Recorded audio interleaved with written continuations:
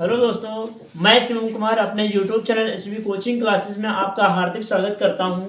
तो आज हम पढ़ेंगे क्लास 12 की फिजिक्स में प्रकाश विद्युत प्रभाव संबंधी आइंस्टीन की समीकरण को, है ना, जो कि आपके एग्जाम में 5 नंबर में पूछी जाती है। ठीक है, तो चलिए बिना देर करते हुए समझते हैं कि आइंस्टीन की समीकरण में आखिर क्या है, इसको कैसे हम आखिर पढ़ेंगे, कैसे लर्न करेंगे, कैसे समझेंगे, है ना।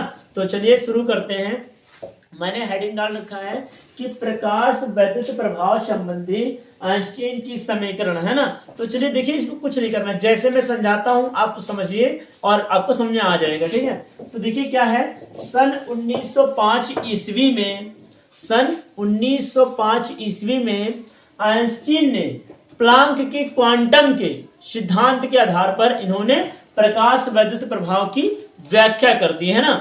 तो अब ये प्लांक क्वांटम क्या होता है, तो अभी आपको डिफिनेशन में बताएंगे कि प्लांक क्वांटम क्या होता है ना। तो इन्होंने क्या बोला कि सन 1905 ईस्वी में आइंस्टीन ने प्लांक के क्वांटम के सिद्धांत के आधार पर प्रकाश विद्युत प्रभाव की व्याख्या की, है ना। प्रकाश विद्युत प्रभाव, प्रकाश विद्युत उत्सर्जन की व्याख्या की। अब इन्होंने क्या बोला कि इस सिद्धांत के अनुसार, इन्होंने इसको पहले तो बताया, फिर प्लांक के क्वांटम के सिद्धांत के आधार पर इन्होंने क्या बोला है कि जो प्रकाश होता है वो ऊर्जा के छोटे छोटे बंडलों या पैकेटों के रूप में चलता है, जिन्हें हम फोटॉन या क्वांटा कहते हैं, है ना। इन्होंने यही तो बोला है। इस सिद्धांत के अनुसार आइंस्टीन जी ने क्या बोला है कि जो प्रकाश होता है वो ऊर्जा के छोटे छोटे बंडलों या पैकेटों के रूप में चलता है, जिन्हें हम फोटॉन या क्वांटा कहते हैं ना। तो वही लिखा है कि प्रकाश ऊर्जा के छोटे छोटे बंडलों या पैकेटों के रूप में चलता है, जिन्हें फोटॉन या क्वांटा कहते हैं ना।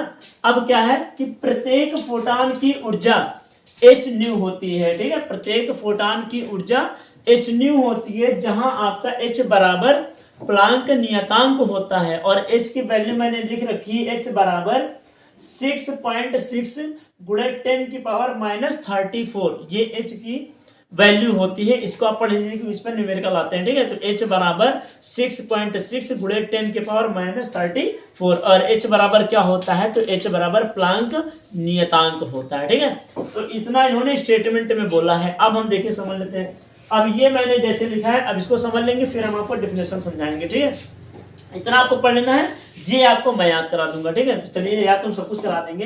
तो मैंने कोई धातु ले लिया और धातु में मैंने इलेक्ट्रॉन डाल दिया, है ना। तो अब इसमें क्या होता है कि जब किसी धातु पर, समझिएगा इसको, जब किसी धातु पर एक फोटॉन गिरता है, फोटॉन मतलब ऊर्जा के छोटे छोटे बंडल है, पैकेट, तो जब किसी धातु पर एक फोटॉन गिरता है तो इस धातु में उपस्थित इलेक्ट्रॉनों में से, कितने इलेक्ट्रॉन है, इलेक्ट्रॉनों में से किसी एक इलेक्ट्रॉन को, अब इतने इलेक्ट्रॉन है, किसी एक इलेक्ट्रॉन को, इन इलेक्ट्रॉनों में से किसी एक इलेक्ट्रॉन को फोटॉन अपनी संपूर्ण ऊर्जा दे देता है और स्वयं समाप्त हो जाता है ना। तो वही मैंने क्या बोला कि जब किसी धातु पर एक फोटॉन गिरता है तो धातु में उपस्थित इलेक्ट्रॉनों में से किसी एक इलेक्ट्रॉन को अपनी पूर्ण ऊर्जा दे देता है और स्वयं समाप्त हो जाता है। इतना समझ आया, समाप्त हो जाता है, तथा शेष बचा भाग जो बच जाता है, शेष बचा भाग इलेक्ट्रॉन को उत्सर्जित करने में, है ना, इलेक्ट्रॉन को निकालने में, अपने इलेक्ट्रॉन को निकालने में खर्च हो जाती है। जो उसके बाद थोड़ी सी अगर ऊर्जा बच रही है तो वह ऊर्जा क्या होती है, इलेक्ट्रॉन को निकालने में खर्च हो जाती है ना। तो अब ये क्या है, अभी हम आपको समझाते हैं। तो इतना समझ आया कि नहीं है कि जब किसी धातु पर एक फोटॉन गिरता है तो इसमें उपस्थित इलेक्ट्रॉनों में से किसी एक इलेक्ट्रॉन को अपनी पूर्ण ऊर्जा दे देता है और स्वयं समाप्त हो जाता है, और इस ऊर्जा का कुछ भाग जो शेष इलेक्ट्रॉन को निकालने में खर्च हो जाता है।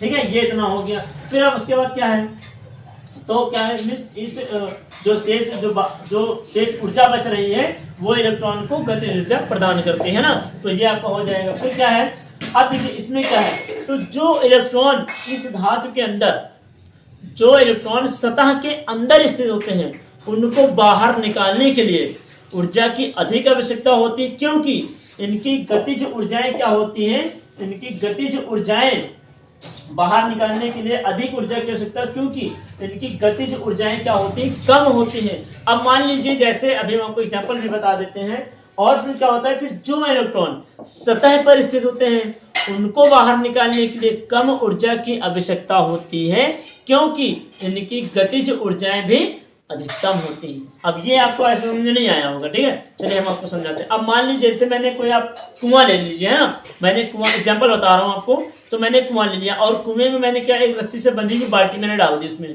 ठीक है।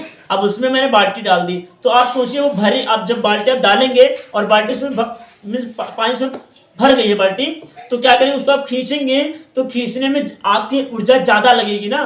क्यों? क्योंकि वो कमजोर है। मान लीजिए बाल्टी आपकी कमजोर है, क्योंकि वो अब जब जो कमजोर है उसको बाहर निकालने में आपकी ऊर्जा क्या होगी, ज्यादा लगेगी। तो वही बताया जा रहा है। अब भाई लेयर है, कुआं जो होता है वो अंदर है ना, जो यहीं पर आप मान लीजिए कि जो इलेक्ट्रॉन है वो धातु के अंदर स्थित है ना। पानी को आप अंदर मानेंगे, तो यहाँ क्या बोला गया है कि जो इलेक्ट्रॉन सतह के अंदर स्थित होते हैं, धातु के अंदर कुएं में, तो उसको बाहर निकालने के लिए अधिक ऊर्जा की आवश्यकता होती है। क्यों? क्योंकि उनकी गतिज ऊर्जाएं क्या होती हैं, कम होती हैं। जो पानी में बाल्टी खींचोगे तो उसमें वो कम है, वो दुर्बल है, तो उसको बाहर निकालने के लिए ज्यादा ऊर्जा लगेगी, क्योंकि उनकी गतिज ऊर्जा क्या होती है, कम होती है ना। तो यही बताया गया पहला एग्जाम्पल। और यहीं पर क्या है, जब वही भरी हुई बाल्टी आप कुएं की लेयर पर रखते हैं, सतह पर, तो उसको आप लिखेंगे, उठाएंगे, चल देंगे। तो यहाँ पर क्या है, मतलब यहाँ पर जो ऊर्जा है वो कम ऊर्जा की आवश्यकता होती है। क्यों? क्योंकि इनकी गतिज ऊर्जा अधिकतम होती है, मतलब इन्हें उठाने में कोई दिक्कत नहीं होती है, कहते चलो चल रहे हैं ना। तो यही एग्जाम्पल आपके लिए सटीक बैठेगा।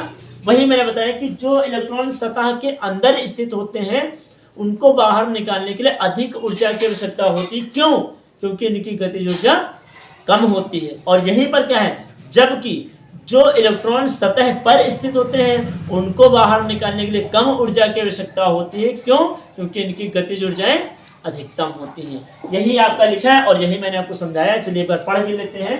क्या मैंने लिखा है, जब किसी धातु पर एक फोटॉन गिरता है तो उसमें उपस्थित इलेक्ट्रॉनों में से किसी एक इलेक्ट्रॉन को अपनी पूर्ण ऊर्जा दे देता है तथा स्वयं समाप्त हो जाता है। यही मैंने अभी आपको बताया है। और इस ऊर्जा का कुछ भाग इलेक्ट्रॉन को निकालने में खर्च हो जाता है ना। यही देखिए, कुछ भाग इलेक्ट्रॉन को निकालने में खर्च हो जाता है, शेष बचा भाग इलेक्ट्रॉन को गतिज ऊर्जा प्रदान करता है। जो कुछ भाग बच जाता है वो इलेक्ट्रॉन को गतिज ऊर्जा प्रदान करता है, ठीक है।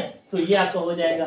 अब स्टेटमेंट देखिए थोड़ी सी, क्या है कि जो इलेक्ट्रॉन सतह के अंदर स्थित होते हैं उनको बाहर निकालने के लिए अधिक ऊर्जा की आवश्यकता होती है। अभी मैंने यही बताया है। और तथा इनकी गतिज ऊर्जाएं भी कम होती हैं, ये मैंने अभी आपको बताया। फिर क्या है, जो सतह पर इलेक्ट्रॉन स्थित होते हैं, जो इलेक्ट्रॉन सतह पर स्थित होते हैं उन्हें बाहर निकालने के लिए कम ऊर्जा की आवश्यकता होती है। इसके अतिरिक्त जबकि इनकी गतिज ऊर्जाएं क्या होती हैं, अधिकतम होती है ना। ये आपका आइंस्टीन का समीकरण था, अभी आया नहीं है, थोड़ा सा ये मैंने आपको बस समझाने के लिए बताया था, है ना। तो ये आपका आइंस्टीन का समीकरण है, भी कंप्लीट नहीं हुआ, स्टेटमेंट थी, थोड़ा सा है, वो भी मैं आपको बता देता हूं। तो उम्मीद करते हैं कि समझ में आया होगा, और आया है तो आप इसका स्क्रीनशॉट ले लीजिए, फिर हम आपको इसके आगे थोड़ा सा बता देते हैं, ठीक है ना। ये अब हम उसके आगे आपको बता देते हैं ना, ठीक है। तो क्या मैंने लिखा था, वो आपकी स्टेटमेंट थी। अब लिखेंगे एच न्यू बराबर के प्लस डब्ल्यू। ये हो जाएगा, हमें क्या किसका मान निकाला, ई के का, है ना। तो ई के को जब आप यहाँ भेजेंगे ये हो जाएगा ई के बराबर, ये सफिक्स में है, ई के बराबर क्या हो जाएगा, एच न्यू, ये प्लस का डब्ल्यू उधर भेजेंगे क्या हो जाएगा, माइनस का डब्ल्यू। तो एच न्यू बराबर क्या, ई के बराबर क्या हो जाएगा, एच न्यू माइनस डब्ल्यू। अब डब्ल्यू बराबर आपने पढ़ा है क्या होता है, कार्यफलन। तो कार्यफलन में डब्ल्यू बराबर हो जाएगा एच न्यू नॉट, है ना। तो जहां पर डब्ल्यू है वहां पर क्या लिखेंगे, एच न्यू नॉट। ये हो जाएगा ई के बराबर H new minus H new not. अब यहाँ से एच कॉमन ले लेंगे क्योंकि एच बराबर है ना।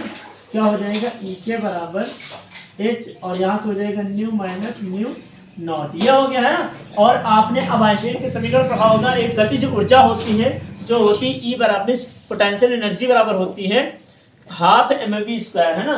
तो यहाँ से जो आपका इलेक्ट्रॉन है, अगर उत्सर्जित इलेक्ट्रॉन का जो वेग है वो क्या हो जाएगा, अधिकतम वेग क्या हो जाएगा, ज्यादा हो जाएगा, मीन्स मैक्सिमम हो जाएगा ना, मैक्सिमम।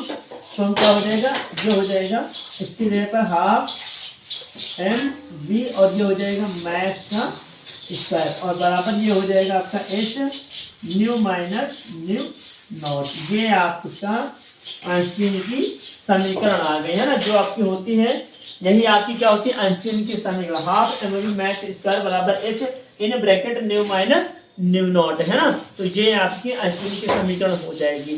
तो उम्मीद करते हैं कि आपको इस वीडियो में आइंस्टीन की समीकरण बहुत ही अच्छे तरीके से समझ में आई होगी। और अगर आपको ये वीडियो अच्छी लगी है, आइंस्टीन की समीकरण समझ में आई है, तो आप इस वीडियो को और इस चैनल को ज़्यादा से ज़्यादा लोगों तक लाइक करें, शेयर करें और सब्सक्राइब करें। तो मिलते हैं नेक्स्ट वीडियो में।